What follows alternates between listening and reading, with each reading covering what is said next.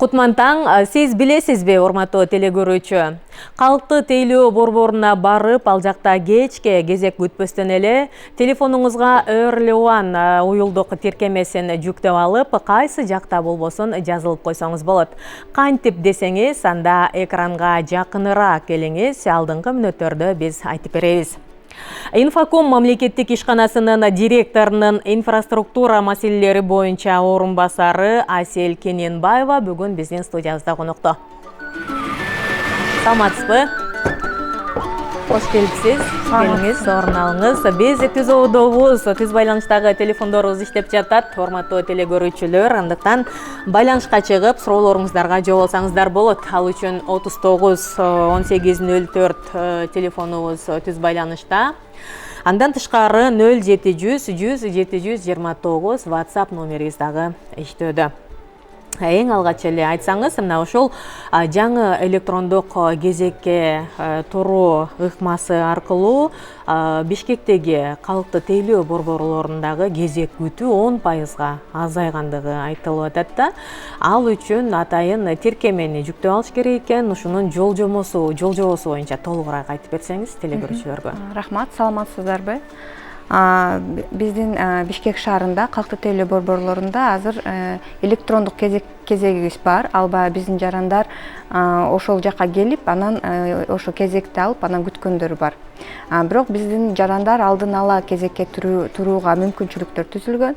Бул Early One тиркемеси, аны Android же iOS операционный системаларынан, любой iPhone болобу, кандай телефондор болот, ошол жактан ал тиркемени жүктөп алып, ал тиркеме өзү кыргыз тилинде, орус тилинде, англис тилинде көрсөтүлгөн.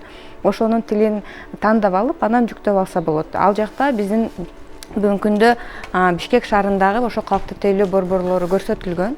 Анан ал жакта ошо кайсы калкты тейлөө борборуна кааласа, ошол жакты тандап алып кезекке турат.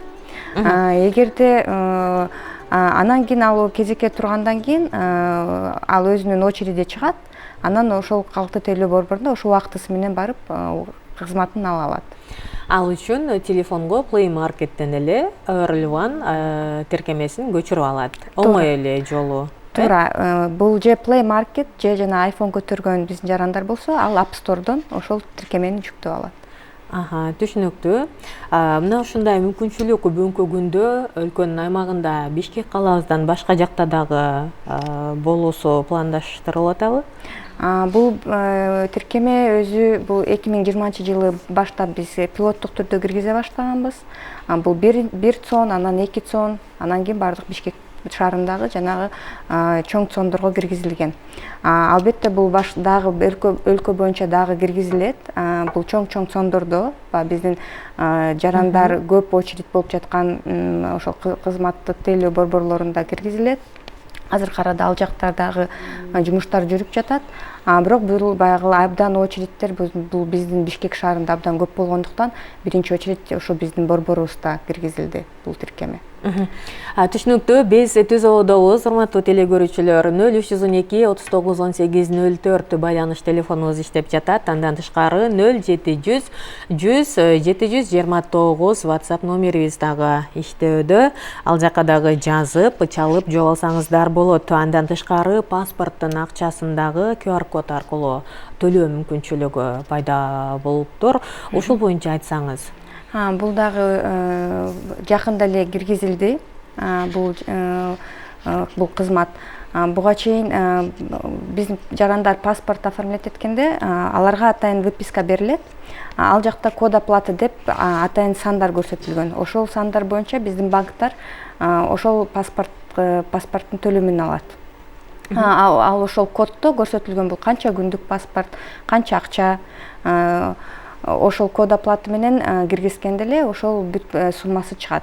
Бирок баягы биздин жарандар банктарга барып, же почтага барып, очередке турбастан, анткени алар ошол кагазды алып кайра барып башка жактарга кезек күтүү проблемасы турат.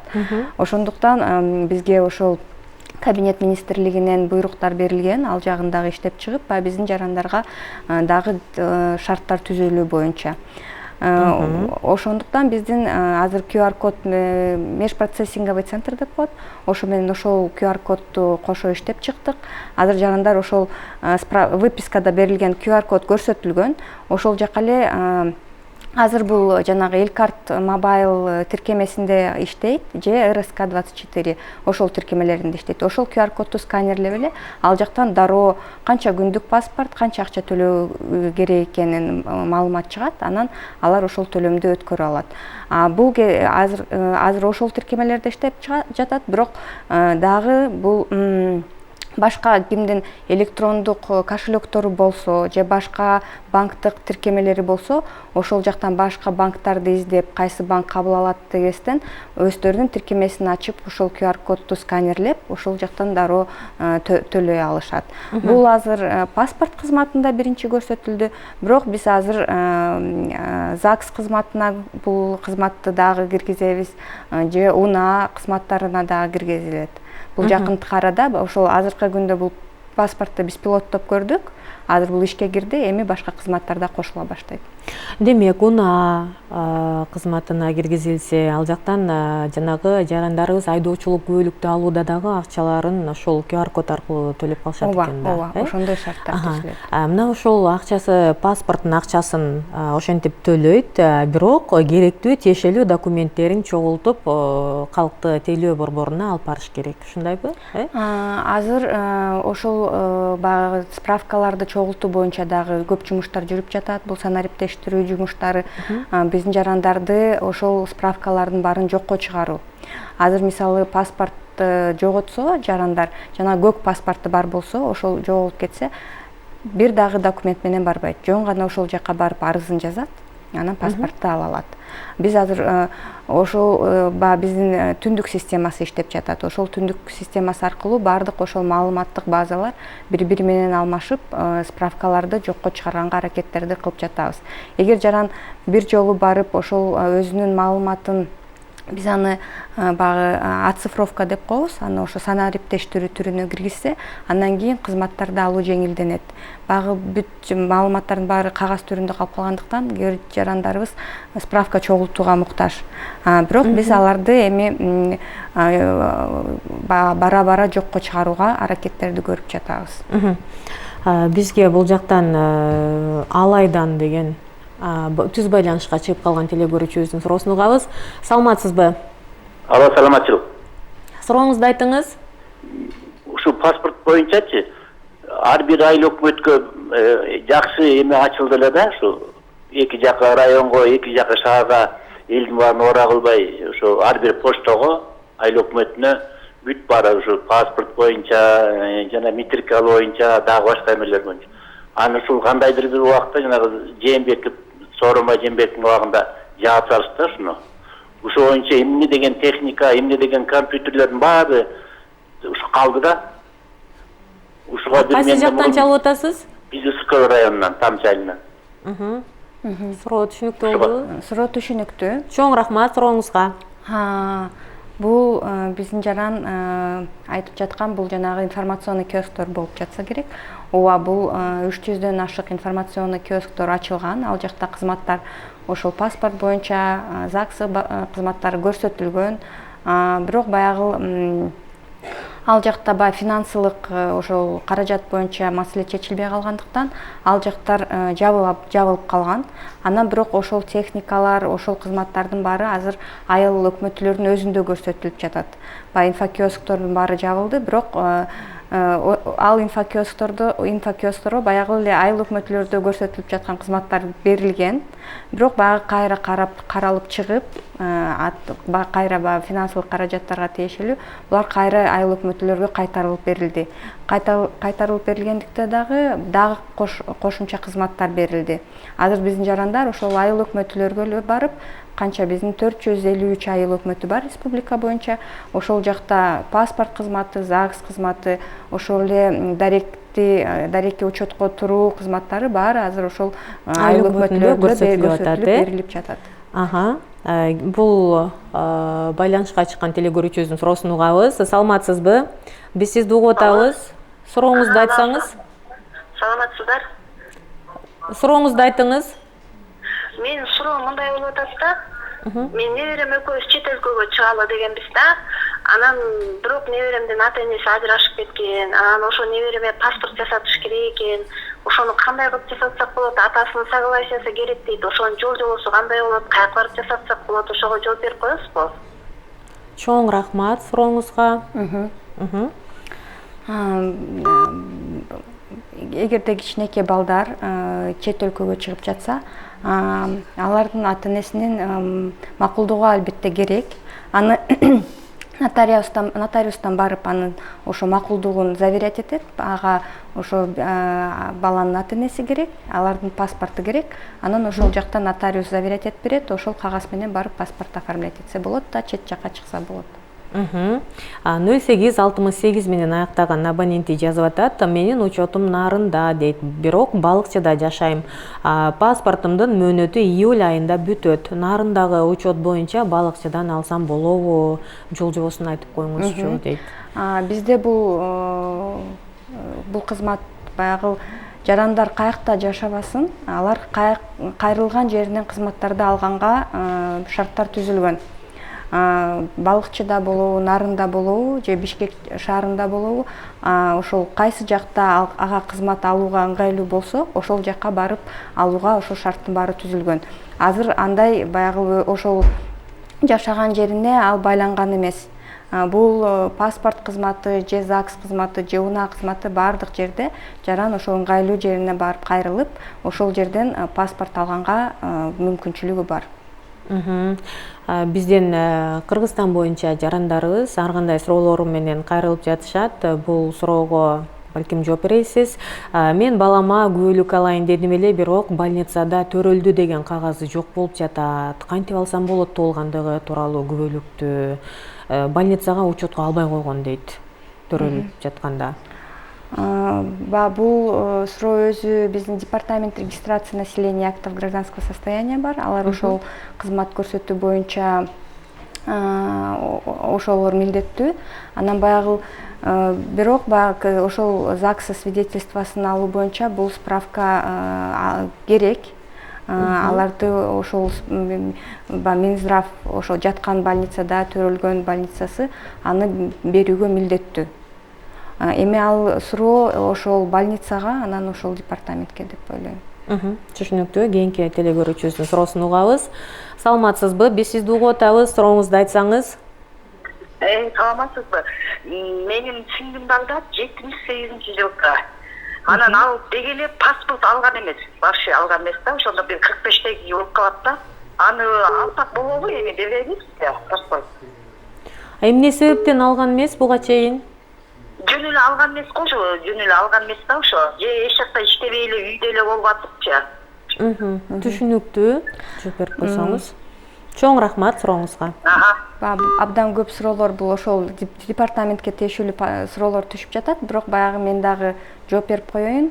Андай жарандарыбыз дагы бар, тоодо жашап, баягы ошондой кызматтарды албай, паспорт кереги жок болуп, анан андай жарандарыбыз да бар. Бирок алар паспорт ала алат, алардын өзүнчө дагы шарттары бар. Ал жака деген атайын комиссиясы бар ошо департаменттин алдында по определению гражданства. Аларга тиешелүү документтерди чогултуп беришет, анан ал жакта карап чыгып, анан паспорт беришет ал жаранга. Кийинки жараныбыздын суроосун угабыз. Саламатсызбы? Биз сизди угуп атабыз. Сурооңузду айтсаңыз. Менде мындай суроода түндүк приложениясына такыр ачпай атат. Мен азыр чек арадан өтүшүм керек.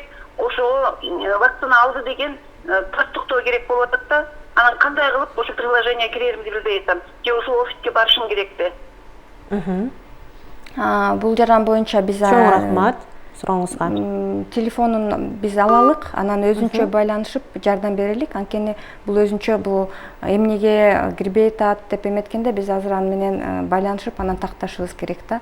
Анткени ал жака балким алар жанагы өздөрүнүн паролдору бар, жекече, ошолорун унутуп калышы мүмкүн, же башка дагы тиешелүү проблемалар болушу мүмкүн. Аны биздин жаран менен өзүнчө байланышып биз тактап анан жардам бергенге аракет кылабыз. Демек биз сиздин номериңизди берип коебуз, анан сизге байланышышат. Эже кийинки түз байланышка чыккан телегөрүүчүбүздүн суроосун угабыз. Саламатсызбы? саламатчылык. Мен Үскөл районунан чалып аттым эле. Суроомчу. Мен жана дом номери паспортумдачы, дом номерим туура эмес жазылып калганда, анан башка документтерим бар эле үйүмдүн адресинде. Анан бир справка алайын же жана кредитке барып неметсем эле документиңиз тигинде экен, анан дом номери башка дейт. Анан паспорт столго барсам, кайра башынан баштап документ даярдап анан кайра жаңы паспорт алыңыз дейт. А меники бессрочный да, жашым келип эле калган. Анан паспорт алышым керекпи? Чоң рахмат. Бул эми биздин жарандын паспорту бессрочный болсо, анын да акысы бар. Ал менен колдонууга, бессрочный болсо, ал менен паспорту действительный болуп саналат. Бирок баягы башка жактардан кызматтарды алууда албетте бул баягы кыйынчылыктар болот да. Ошондуктан баягы биздин жаран башка кызматтарды алууда кыйынчылыктар болбостуктан ошо маалыматын туура келтирүүгө чакырып кетет элем да. Ошол маалыматын тууралап, анан паспорттарын тууралап алса, бул баягы кийинки кыйынчылыктарга тоскоол болбой, башка кызматтарды жеңил ала алат. Бул жана эски паспорттагы жаңы паспорттун көп мүмкүнчүлүктөрү бар. Анда туураласа көп маалыматтарды электрондук түрдө башка мамлекеттик органдарда ал маалыматты алып, кызматтарды оңой көрсөтүүгө ошондой шарттар болот. Түшүнүктүү. Биздин кийинки телегөрүүчүбүз жазып атат. Мен деген загран паспортумду жоготуп алдым. Анын үстүнө бетимдеги меңдерди алдырганмын дейт. Анан справка албай калыптырмын. Мен кантип ала алам кайра дейт паспортту. Бул да департаменттин суроолору экен. Биз баягы биздин Инфоком мамлекеттик ишканасы бул ошол техникалык санариптештирүү жумуштарын алып барат. Бирок баягы биз ошол системаларды киргизип карагандыктан бул суроолорго биз жоопторун билебиз. Ошондуктан жооп берип жатам. Негизи бул чакырып кетет элем, ошол департаментти да чакырып биздин жарандардын көп суроолоруна жооп берип кетсе. Мен кошумчалай кетейин, урматтуу телегөрүүчүлөр, чындыгында эле ошол жарандык маселелери боюнча, паспорт боюнча суроолор абдан көп келет. Бизге Араптанын жума күндөрү кечинде саат 8-ден 5 мүнөт өткөндө чыгуучу акысыз адвокат программасына дагы бул багытта суроолор көп келет. Ошондуктан биз ушул жума күнү боло турган акысыз адвокат программасына жогоруда аталган департаменттин өкүлүн чакырабыз. Андыктан жума күнү кечки саат 8-ден 5 мүнөт өткөндө акысыз адвокат программасына байланышка чыгып жооп алсаңыздар болот. Эми жооп берип койсоңуз. Меңдерин алдырган. Бул меңдерин алдыртса, бул өзгөрүүлөргө кирет. Албетте өзгөрүүлөр биздин абдан азыр көп кыздар ошондой өзгөртүүлөрдү көздөрүн жасатып, мурдун, оозун жасатып, анан чынында абдан таанылбай калат. Анан мурунку сүрөттөр менен салыштырышат, 16 жашында окууну бүтүп жаткандагы сүрөттөрдү. Анан кийин келгенде таптакыр башкача болуп, операцияларды вмешательство кылышат, анан еще абдан макияждарды кылып алышат, атайын жакшы көрүнсүн ошо сүрөттөрдү деп. Бирок пограничный пропусктан өтүп атканда ал кыйынчылыктарды жаратат. Анткени алар андан кийин ал жакта кыйынчылыктар болуп калышы мүмкүн. Ошондуктан бул жактан да кызматкерлер жарандан кийинки проблемаларын ойлоп, ошол жактан туралаганга жумуштарды жүргүзүшөт. Албетте ал жактан дагы справка керек. Ошол жактан операция жасаткан болсо, же ошол меңдерин алдырткан болсо, ошол кайра центрге барып справкасын алып анан бергенге туура келет. Убактыбыз соңуна чыгып баратат, бирок акыркы телегөрүүчүбүздүн суроосун кабыл алабыз. Саламатсызбы? Тилекке каршы үзүлүп калды. Демек, ошондой пластикалык операция жасата туруучу бардык жарандарыбызга кайрылып коюшубуз керек экен. Алдын ала дароо справка алып коюш керек экен, Кайрылуулар көп абдан жаш кыздардын ошондой кылып, анан справка алган эмеспиз деген. Эң пайдалуу маалыматтар менен бөлүшкөнүңүзгө чоң рахмат. Бүгүн биздин студиябызда конокто Инфоком мамлекеттик ишканасынын директорунун инфраструктура маселелери боюнча орун басары Асель Кененбаева болду.